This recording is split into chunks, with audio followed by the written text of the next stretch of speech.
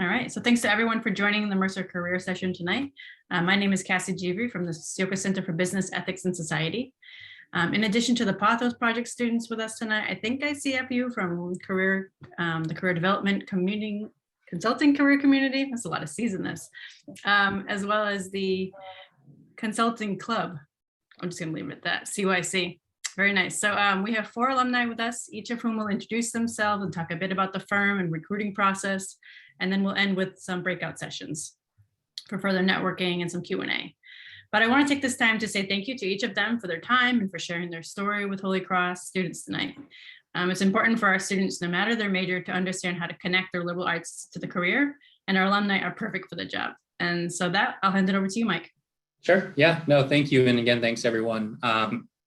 We'll do a quick round of introductions, then I'm going to pull up a presentation just to kind of guide the conversation, and we'll go through that. But just quickly, I'll kick it off and then I'll pass it to Mitch, Caitlin, and then Megan. But nice to meet everyone. My name is Mike Thompson. I'm a class of 2015 grad from HC, and I've been with Mercer for about 6.5 years, going on 7 years.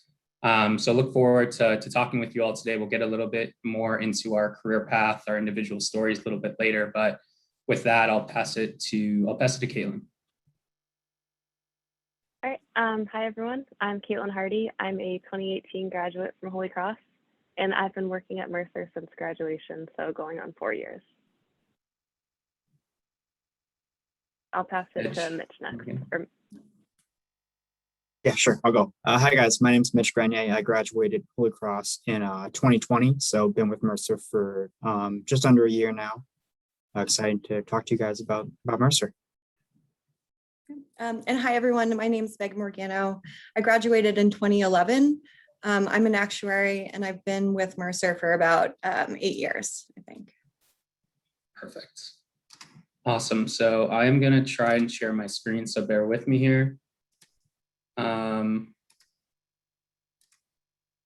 everyone see it in presentation mode? Just do a little thumbs up. All right, perfect. Yes. All right, awesome. So we'll jump right in. So just a quick agenda, because we love our agendas here in consulting. So we went over our introductions. We're going to spend about 15 minutes just generally giving everyone just an overview of Mercer, who we are, and then we'll really specifically go into health and benefits consulting, which is what the group here today specifically focuses on. Mercer has a lot of different lines of business that we won't touch on today. So what I'll call out is that if something piques your interest following this call, I think you all have our LinkedIn information. I think Cassie had shared that.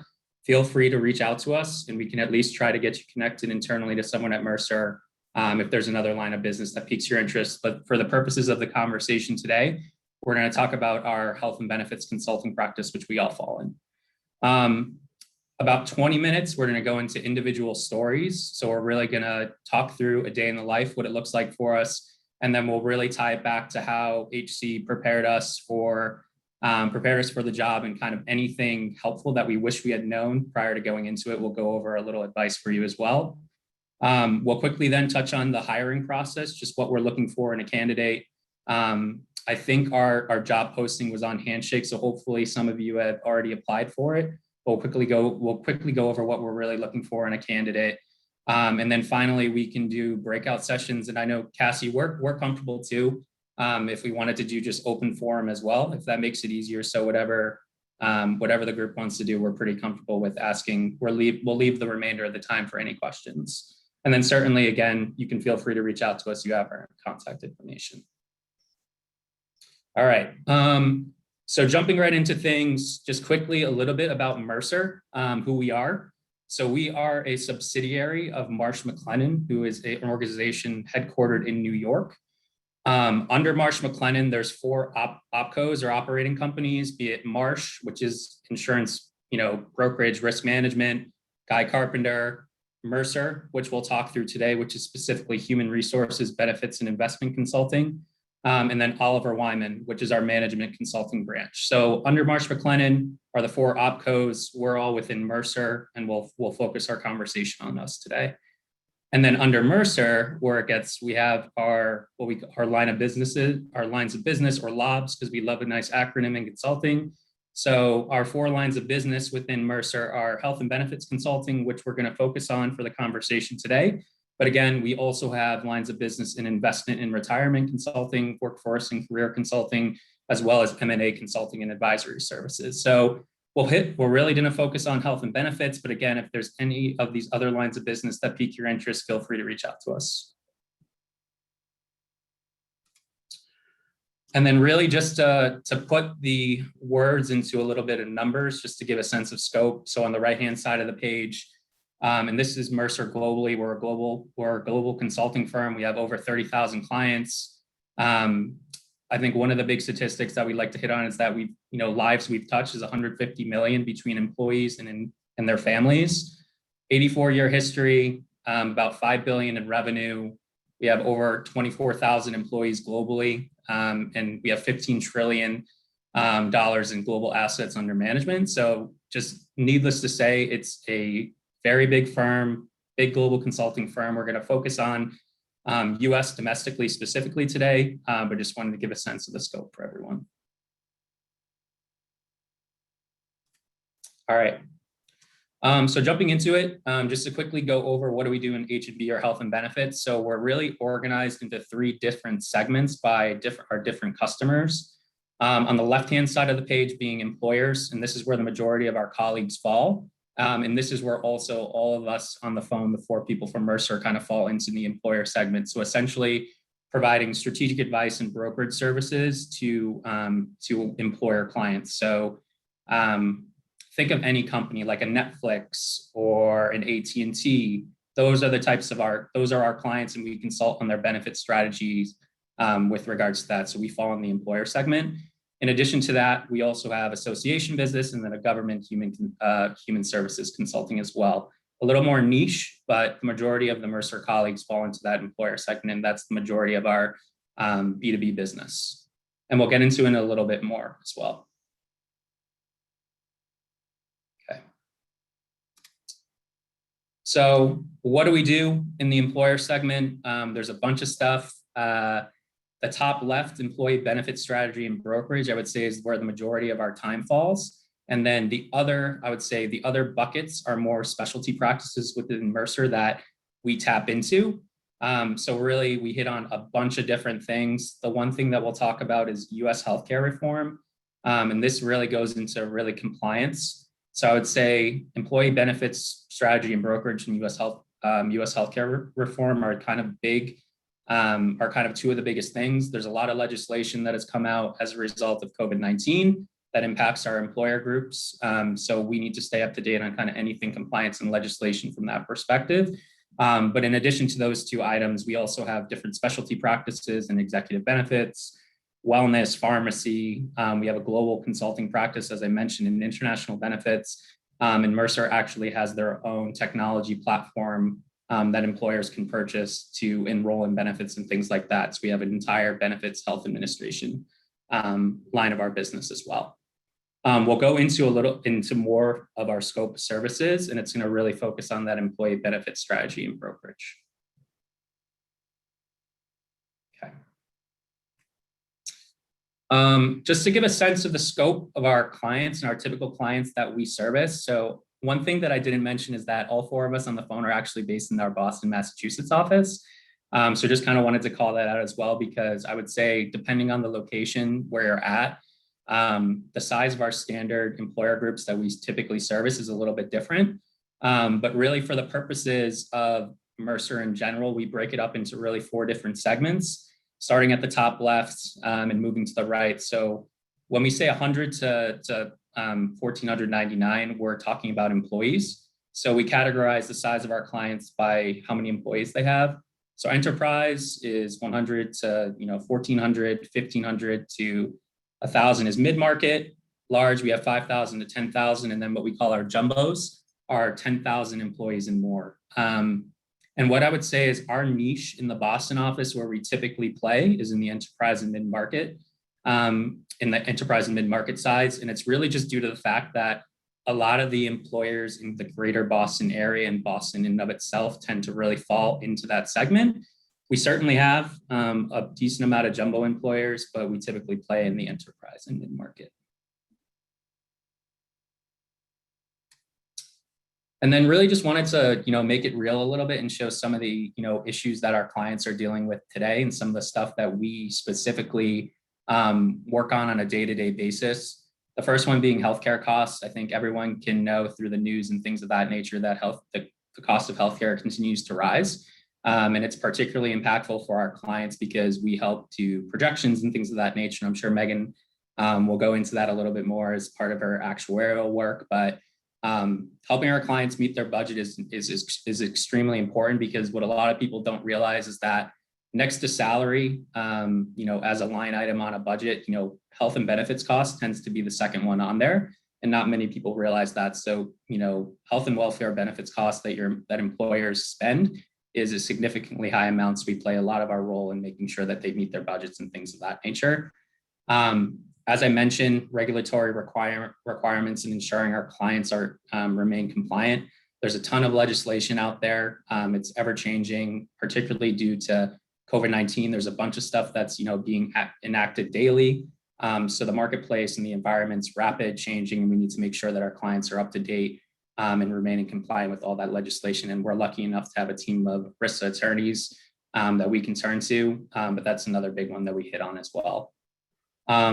The third one is competitive benefits, and attracting and retaining talent. I think, a few years ago, coming to a company and having a strong salary was really what a lot of people are looking for in a job.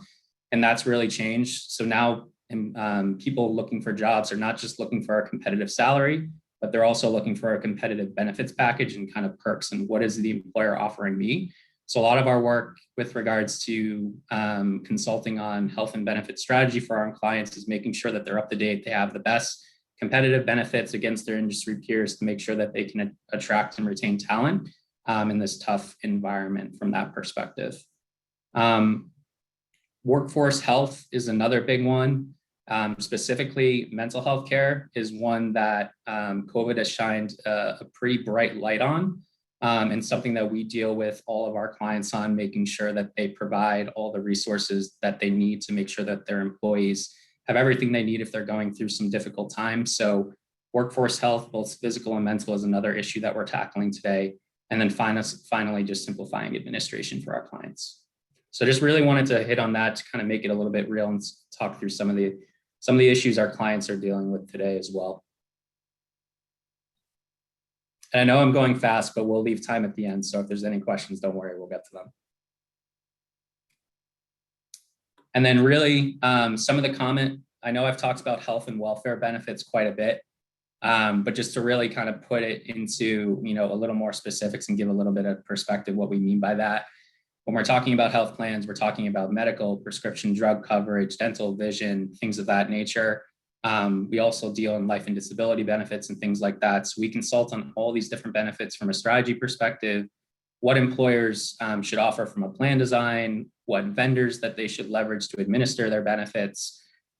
So we really hit on all of these types of benefits on the page today, and really just call out that the majority of an employer's costs really fall in this health plan category, with medical being the vast majority of their benefit spend. So just kind of wanted to show what types of benefits that we consult on for our clients as well. Okay. And then really to set the stage, wanted to give a sense of really our sample client team and how that's structured. So what I would say is consulting at Mercer is a little bit different. I think sometimes people think of it as traditional management consulting, where you're assigned to a project, you're on that project, you're traveling to your client, on a weekly basis, you come back. Our structure is a little bit different, that our consulting relationships are more so on a year-over-year basis. It's not just strictly project-based. We certainly have some arrangements with our clients that are like that, but we typically sign contracts where we have multiple year arrangements with our clients and work through the cycle on a year-over-year basis. So also just wanted to set the stage there, but how we typically structure our teams, and I think it will be good once we get into the individual stories, is that we pretty much have each of the components on the left-hand side of this slide on the core client team on the phone today. So we'll get into a little bit more specifically on our day-to-day and our role. But really, a typical client team, how it's set up is really a lead consultant or a principal consultant.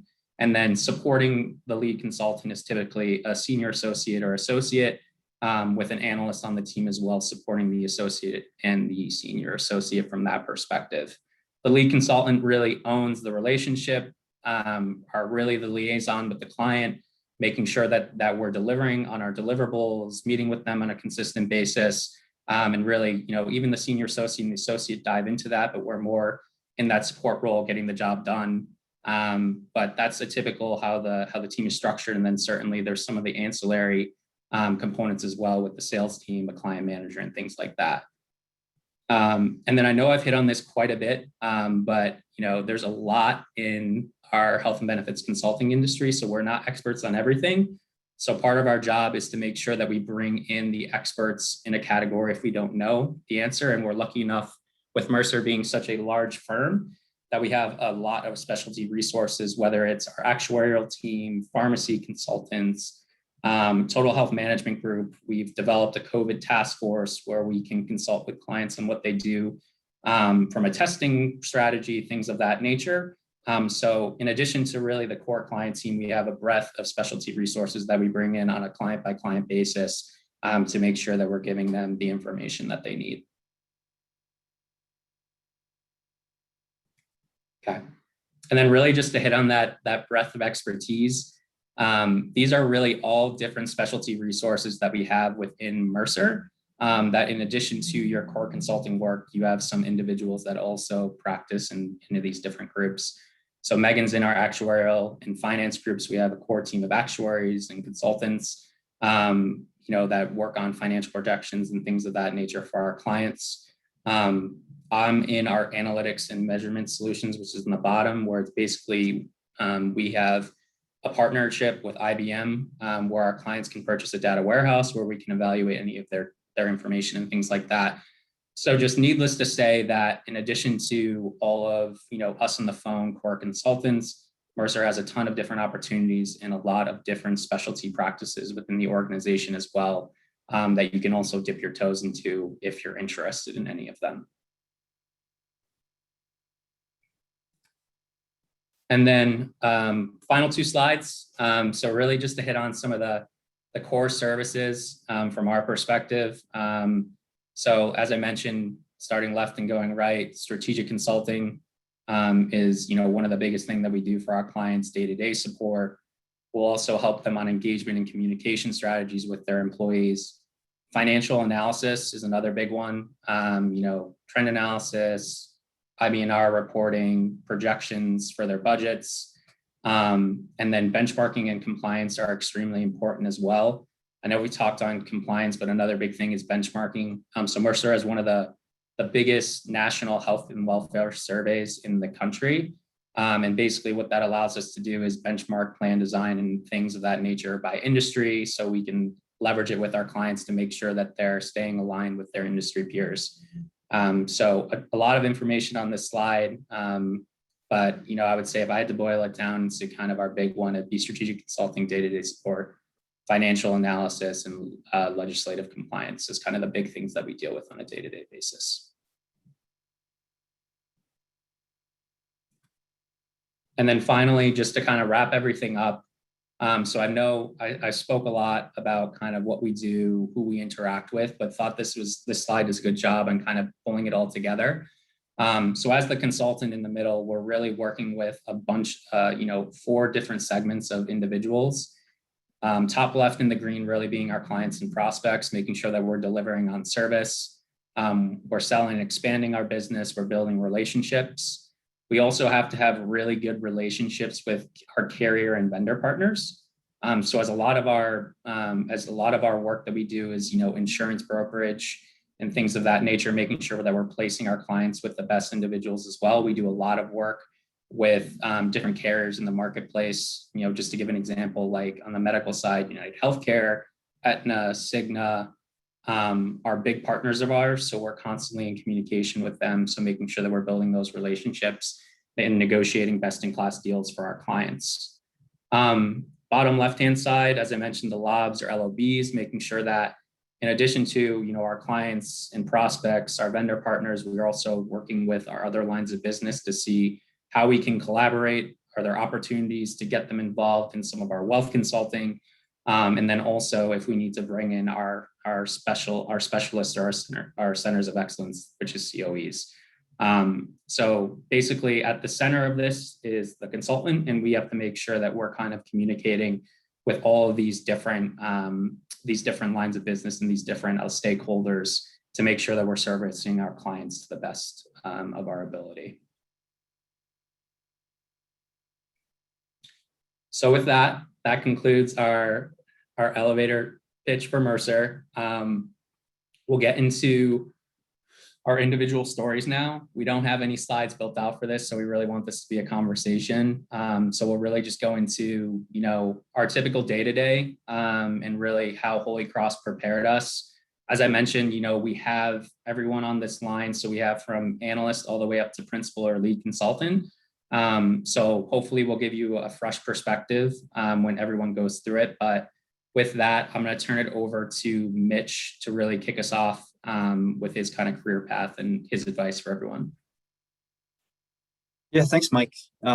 So like Mike said, I'm Mitch. I'm an analyst at Mercer. For those of you who missed the beginning of the call, is just saying that graduating class 2020, I've been working at Mercer for just under a year now. So my path to Mercer is I was an intern in the summer of 2019, so summer after my junior year. Accepted a full-time offer in September, so September of my senior year, following the internship, and was, set up to start full-time following the summer of 2020. But you guys know that's when COVID hit, so not everything went according to plan there. But fortunately, Mercer was able to honor the full-time offers for interns, and I was able to come on in January. So my start date was a little bit delayed, but like I said, been here for about a year now, and just starting to get into the role. Just talking about my role a little bit. So as an analyst, your main role is to support the rest of the client team. And what that means a lot of times is, putting together the tools and resources that the more senior members of the team will use to make strategic decisions related to employee benefits. So I work a lot on financial projections and benchmarking, which is, like Mike said, is using data that we have from industries or similar clients to similar employers to our clients, and then sort of seeing how their benefits stack up. But in doing all of that as an analyst, one of your main things that you're trying to do is use all of your work to learn about the business because it's so new. And especially with employee benefits, one of the things that people always talk about is it's very, very cyclical. So we're working on the same projects at the same times a year. So as a first year employee, you're coming in and the whole year you're doing new things. And then the second year, as you go through everything again, you're starting to see things for the second time. And that's when you sort of get to, get a new perspective on it. But the main thing when you're coming in is trying to use all your time, all your jobs, just to make sure that you're using all your work to learn more about the business. Just to talk about my experience at Holy Cross a little bit, I was an economics major and I double minored in statistics and French. So economics and statistics, you guys can probably see the straight line there, learning the math and, computer skills or whatever that you need to, do certain financial work or do data work related to benchmarking, like I talked about. French might not be super obvious. I don't use French at all, but what I would say is that French was not an easy subject for me to take. It was something that was really challenging for me, and I would really advocate for, as a student, to take classes that really challenge you and get you really uncomfortable. I think one of the things that when you come into a job early is that you're going to be uncomfortable with a lot of your tasks, and getting experience doing that in college, I think, is something that's super useful. So the more and more you can do that in college, I would really advocate for doing that. Just getting used to being uncomfortable and getting used to doing something that's not easy for you and something that you might not, even want to do. Obviously, sometimes when you're working, there's tasks that you're not the most interested in, but that's part of any job. So that would be my quick pitch on what you guys should do with your senior year is take stuff that's really hard you don't want to take. But yeah, I think I don't want to take up too much time, so I guess I can kick it up to Caitlin. I know we'll probably have similar stuff to talk about, but I'll let you go. Thanks, Mitch. Just to give a refresher on myself as well. So I'm Caitlin Harty, and I graduated in 2018 from Holy Cross. So I was a math major and a computer science minor. So similar to Mitch, I'm pretty like financially focused, although I'm in the core health team, but I actually started out as an actuarial analyst. So Megan Morgano will give more explanation of what the actuarial field looks like. But to become an actuarial analyst, I actually took a few exams prior while I was at Holy Cross. So if anyone takes any courses with Professor Ruggieri, he was my advisor. He's a really good person to talk to if you're interested in actuarial science. So I worked with him and took an exam studying for it as a seminar. And then I interned actually at Fidelity Investments. They have a small core health and benefits consulting team. So I know most people think of Fidelity with like 401ks and all that. So this was a very small group, a little bit smaller than our Boston office here. So that's where I first got the intro to health and benefits. And then I did see the job posting my senior year on the Holy Cross career site. I think it might have changed from where it was when I was there. So it might be a little bit different today, but I saw the posting there and actually reached out. Mike was one of the alumni that I knew while I was at school and talked with him a little bit. And then I interviewed and was able to get the job. So I was excited to sit in Boston, start out as the actuarial analyst. And then after a year or so, I realized that just for me personally, the studying was going to be a lot while working full time. So I decided to take a break from studying and switch to focus more on the core consulting roles here at Mercer. So I was able to stay in the Boston office and work on my same teams, but take a slight step away from the financials and look at the overall health and benefits picture. That's a little bit on how I got to Mercer. So I'll say now, kind of building off what Mitch said, starting out as an analyst, you dive right in and you try to learn as much as you can about health and benefits. And then in your second and third year, you're really trying to learn it more and take more ownership, I'll say. So I work on about 7 teams now. And for some teams, I'm still more of the less tenured, but on some I'm able to build up my position. So trying to step in and be more of like that front line so that the principals and the lead consultants can take some work off from their plate, and just continually taking ownership and trying to build up, my own personal resume here to continue to grow. So I'll say in terms of advice and how Holy Cross prepared me, I'd say it's pretty cliche, but just always having like that critical thinking mindset. What Mitch was saying, there's a lot to learn about health and benefits in general. So just being open to learning more, like life and disability programs I'd never heard of before I started working at Mercer. So just being willing to take the time to learn more about that, I think is a huge skill to have, being open to it. I'd say another skill that I tried to pick up more at Holy Cross, especially in some senior seminars like you all are taking now, is just practicing public speaking and being professional, learning like some of that etiquette, because I think that can really help separate yourself from other candidates as well as other people in your office. So I'd say those are probably the 2 big advice points I have. And just one other thing would be, if you are able to get like any Excel refreshers, I think starting out, that's a good thing to have. Like I never took an Excel specific class at Holy Cross. And honestly, as I started, just Googled, YouTubed some little skills. So I'd say if you're looking to work in Mercer Health and Benefits, that might be a good thing to get a refresher on. So with that, I think I'll pass it over to Megan. Yep. So Megan Morgano, just a reminder, I graduated in 2011. I was a double major with math and economics.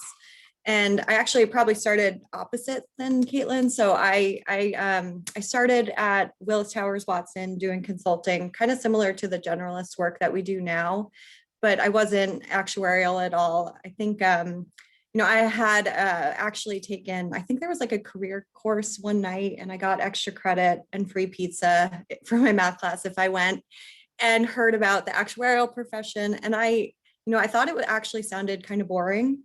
And but once I got into kind of the consulting role and realizing that, we weren't just sitting in a cubicle and crunching numbers at an insurance company, it was really dynamic and really interesting stuff, especially with healthcare and everything that kind of goes on. That after working for a couple of years, I decided to start taking actuarial exams. And at this point, I've been done with them, and I'm a fellow of the Society of Actuaries now.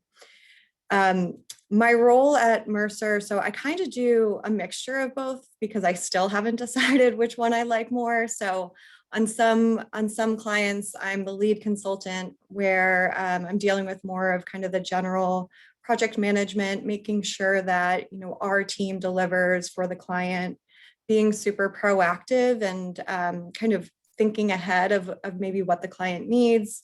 There's certain tasks that maybe you're tasked to do, but really the critical thinking and sort of putting yourself in the other shoes of who you're presenting to and trying to think of what they might need before they even think of is kind of a key skill that a lot of us need. And then on the other side, I'm a lead financial consultant on a lot of the larger clients too. And we work on kind of setting their budgets, looking at claims data, predicting types of risks associated with it. COVID-19 was actually a really busy time for us. We had to estimate what was the cost on healthcare claims for our employer clients and underlying budgets, and really how to predict that. And it's really kind of shifted a lot of the work we still do now, just kind of, all the volatility that it had and a lot of healthcare data looking back, that going forward, there's so many things to kind of consider. So sort of a mixture of both. And I think actually, at this point in my career where I'm, leading more of the teams and overseeing a lot of the work and not really still in that certain level of detail that I was towards the beginning of my career, that actually as the lead financial actuarial consultant and then the lead consultant, a lot of the skills are actually pretty similar and the same. And they're really more of the soft skills and the critical thinking type skills and, project management and those types of things that, I think that the liberal arts education in Holy Cross is definitely preparing you for. A lot of I think I would say, everything I learned about this industry and what I do, I learned after I started working. And it's really kind of the skills that I think more of the ones that I think are just more general and just being the thoughtful and the critical thinking types of things that will translate into pretty much probably everything you do. When I first started, there was, I think the ACA Affordable Care Act had just been passed. So I was working with people that had been in the industry for decades, and I knew as much as they did.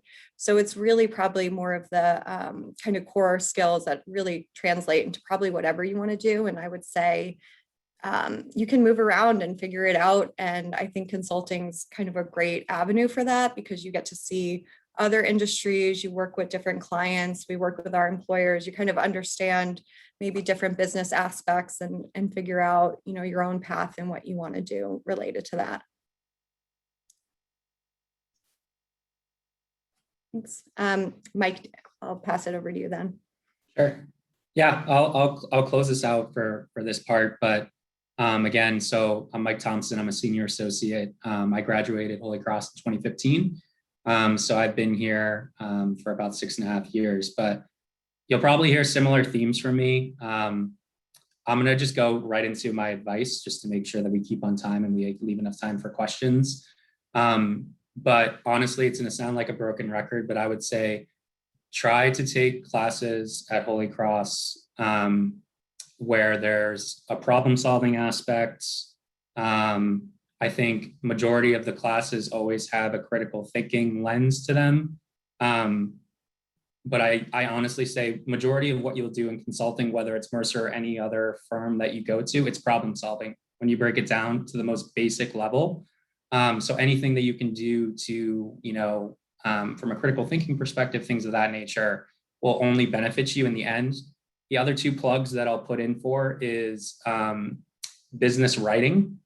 Business writing is difficult, is different than writing an essay in college, which is something that, you know, you learn pretty quickly. So I would highly recommend looking into business writing and things of that nature, because it's a different skill than what you do in college. That being said, Holy Cross definitely prepares you from a writing perspective to arm you with the skills to do it very well.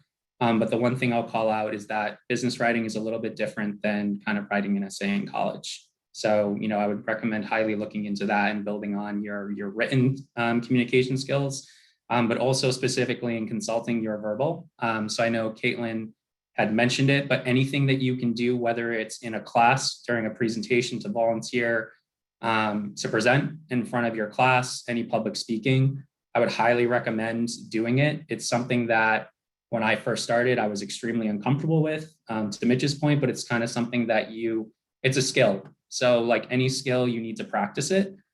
So I would recommend kind of doing that, because in any of these types of consulting roles, whether it's on the phone with your clients on a daily basis, we're also, you know, on these Zoom conversations now in the new COVID world.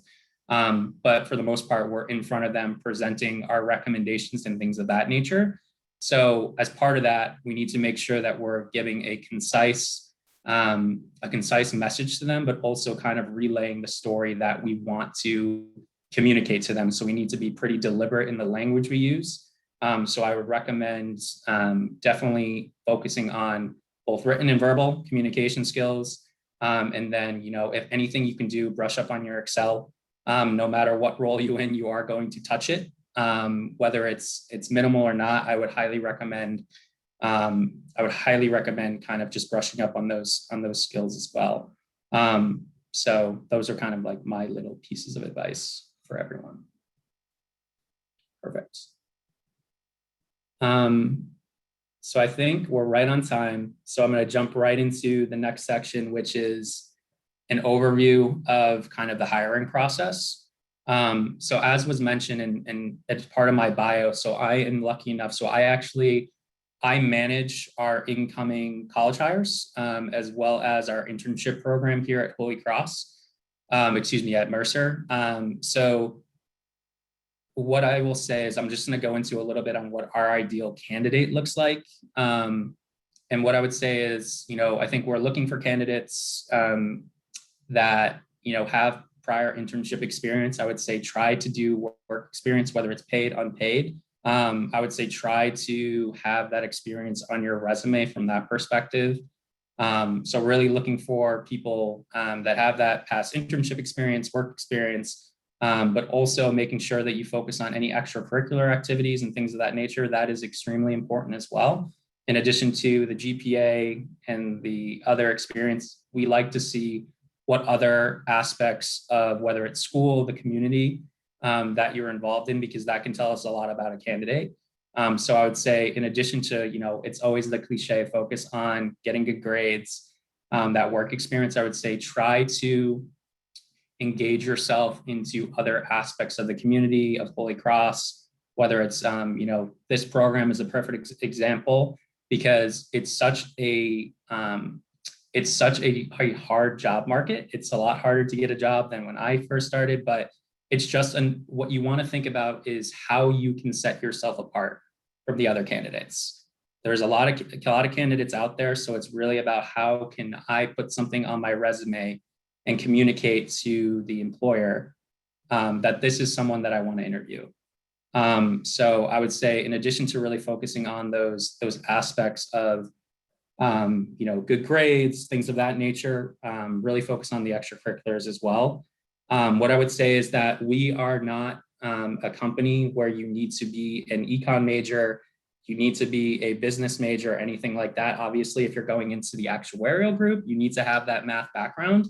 But for a generalist consulting role, we are totally agnostic to a major. And part of that reason is, as we all mentioned, that we're really focused on critical thinking skills and things of that nature, which you can have in any major. I personally was a sociology major at Holy Cross. And I'm sitting here in this job crunching numbers and things like that. So it's really about the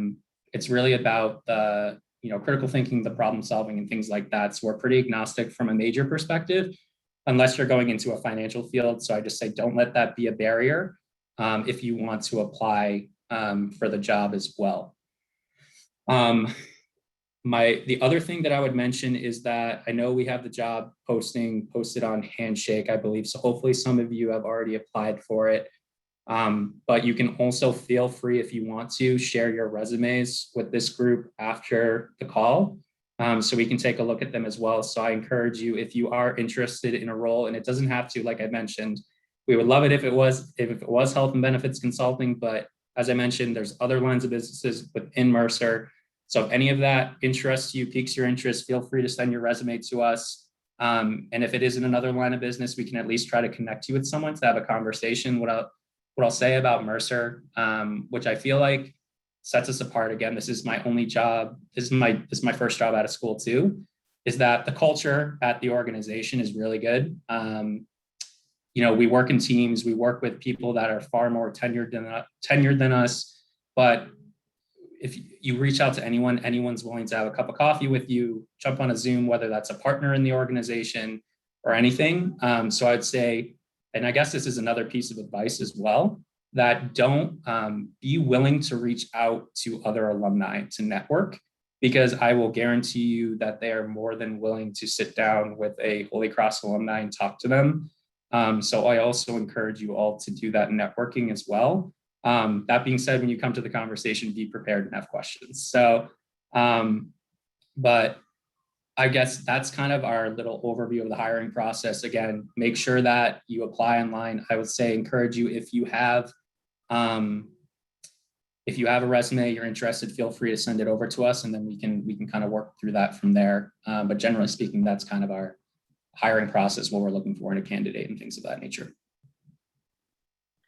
Mike, could you go over some of the types of questions that are typically that students should prepare for in interviews? So I would say we're definitely a behavioral interview organization. And I would say specifically because it's consulting and we need to be in front of our clients, you need to be comfortable speaking with them. I would say it's a lot. Any of your typical behavioral based questions that you can find prepping on the internet, I think it's a behavioral based interview.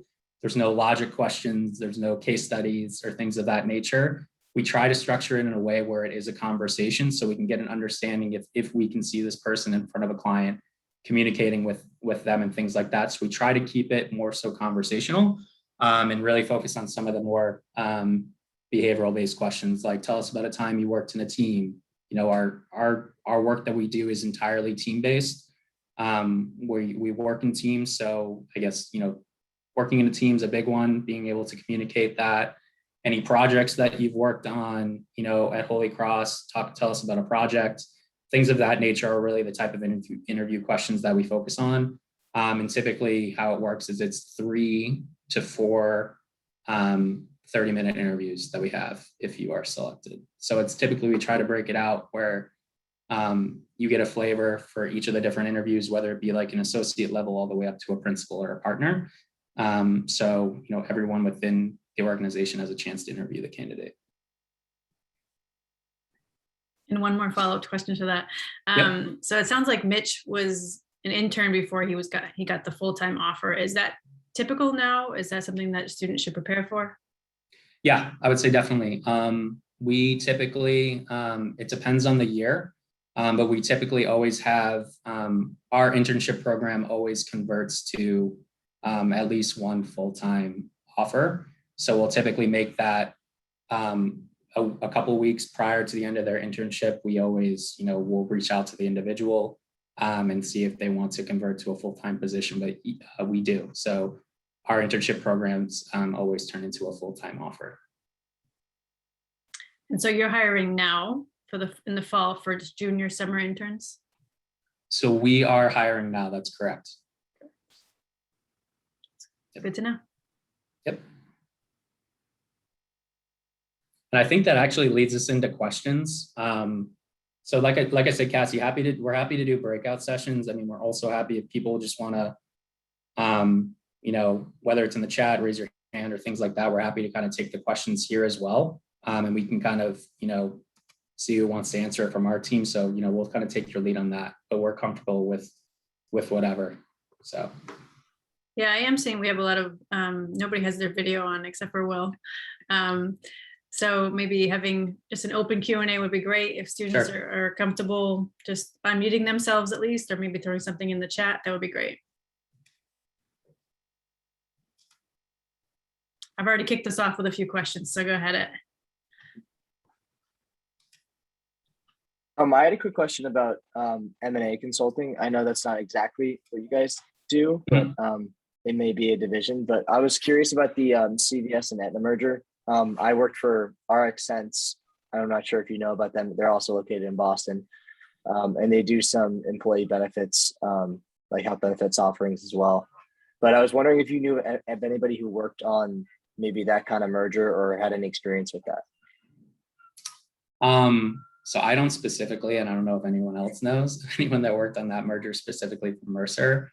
What I will say is that that impacted our job pretty significantly, because that's two big players in the space coming together. So I would say from our perspective, we basically needed to take that in and learn as much as we could about it to basically communicate the value to our clients that might have been an existing Aetna or an existing CVS client, to say, basically, what does that mean for you? So I'd say that more so from our side. I don't specifically, unfortunately, have any experience with anyone who worked on it specifically, but I don't know if Megan. Yeah, we have mostly in the New York office, because I used to work there actually before I transferred to Boston, but we have a pretty big M&A practice there. And I've worked on a bunch of different teams here, but one of the things I started out doing was sort of working mostly with private equity companies. And it's for Mercer, our M&A practice does a lot of the more HR type, financial types of things associated with the merger, but then we would consult on their benefits as well. So I don't know if that was your question, but yeah, I think we definitely, even throughout the organization, we do that a lot for different clients.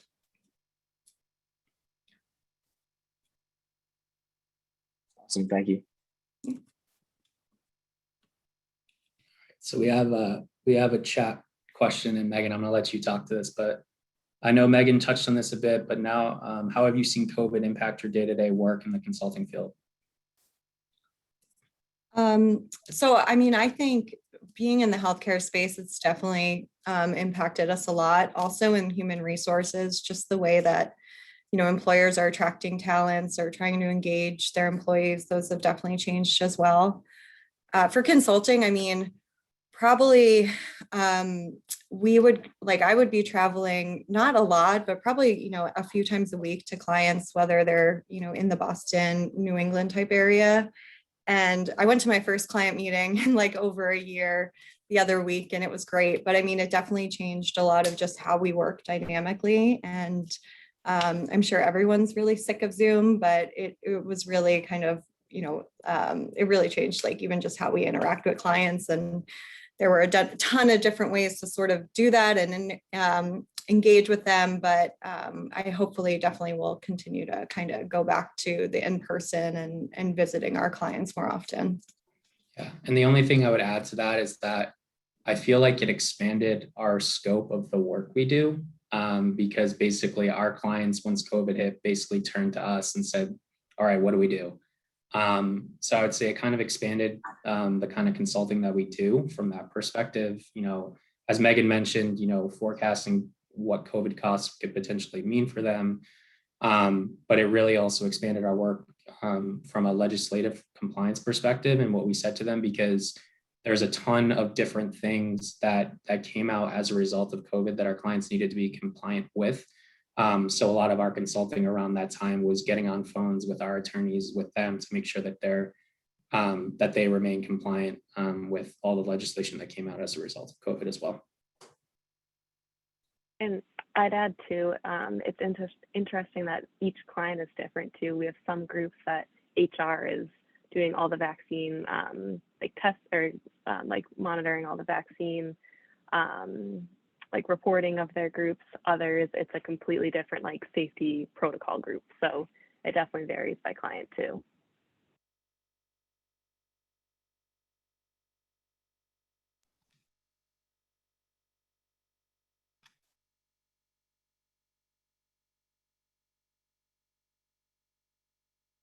Do we have a summer internship available? You need to apply for that. I wish I could give you all an internship on the spot or a full-time position, but you'll need to apply for that. But as I mentioned though, if you are interested in our health and benefits consulting or Mercer in general, you can feel free to send us over your resume, and we can kind of move that around internally for you. And we do have a few positions posted on the Mercer page within Handshake, and that's also linked within Canvas for you. Perfect. Are those only for juniors? That I don't know. I don't think so. I can confirm that, but I don't think so. I think it would be open to anyone, but I can double check. I think we tend to try to go with juniors, so we can kind of lock up a full-time position, but I'm not entirely sure, to be honest.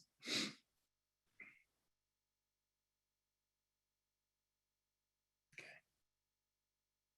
Let's look in the chat. Any other questions?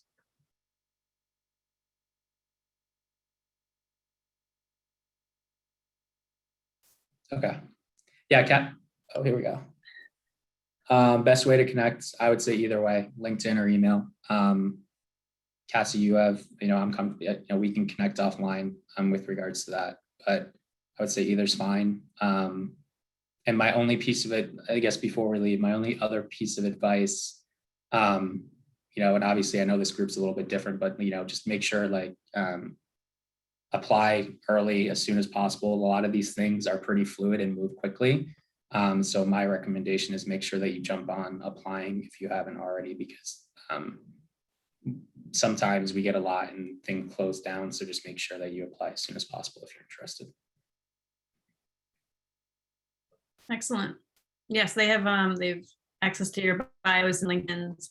And of course, we will share this deck when you send it over to us, Mike. Yep. I would highly recommend any and all of you, if you're interested, to reach out to them to follow up. They're giving their time for us tonight, right? This is them giving their time and their expertise, right?